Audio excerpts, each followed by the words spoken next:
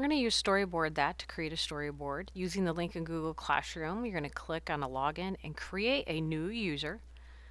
So in this first part, I'm going to create a username or email, and then I'm going to type in my password and click login.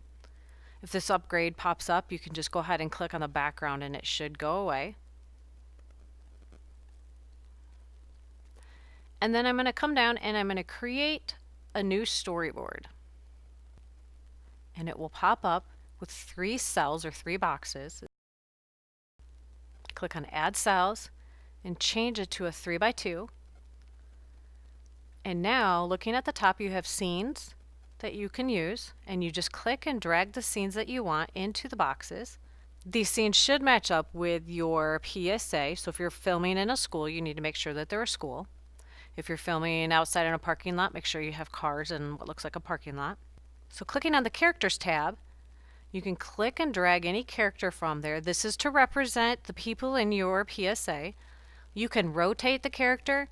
You can flip them in different directions as needed. You can duplicate your character from cell to cell. You can edit the pose. You can add different facial expressions. You can add arm bends, make it look like they're walking or even seated. You can even change their emotions as needed and then update the pose once you're done. You can change the hair color, eye color, skin color, depending on what you need to do so that it looks like you. You can also delete by clicking on the X.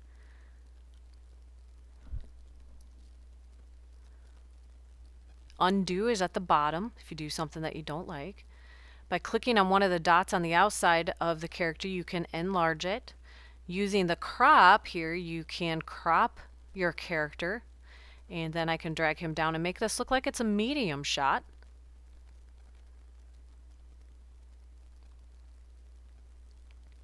I can add in textables, and this is where when your characters are talking, this is where you're going to type. Moving your textable where you want, click inside of it and begin typing. You can also do a full screen box to represent your text slides, and again, it's just the same as other textable that you might do. This could represent your facts. You can also do a search up here in the search bar. I'm just going to click out of this off to the side. So I search for a car and bring the car into the scene, and again, using the dots on the outside, I can make it bigger. I can change the color if I want. I'm going to duplicate my character now, and I'm going to move him over in front here. I'm going to rearrange the layers to send him back behind the car. And to do that, I click on this little tab here, and then I'm going to move the car down just to show that it's in front of him. I'm going to click Save at the bottom, and here's where I'm going to add a title. I'm going to call mine Storyboard 1 because I'm going to create a second one.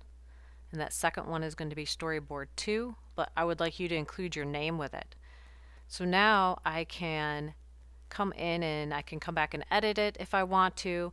But what I want you to do first is to copy to create your next 6 cells for your PSA. And this has created a second storyboard for me, and I'm going to save this one, and again with your name, Storyboard 2. So Storyboard 1 will be the first 6 cells, Storyboard 2 will be the next 6 for a total of 12. This way you have your characters all set and your backgrounds all set as needed. We're going to click on Print at the bottom, and from here I'm going to tell it to do Storyboard only. And when I get here, I'm going to click on More Settings and scroll down until I see Open in PDF Preview. And now that it's open in a PDF preview, I'm going to go up to File and Save.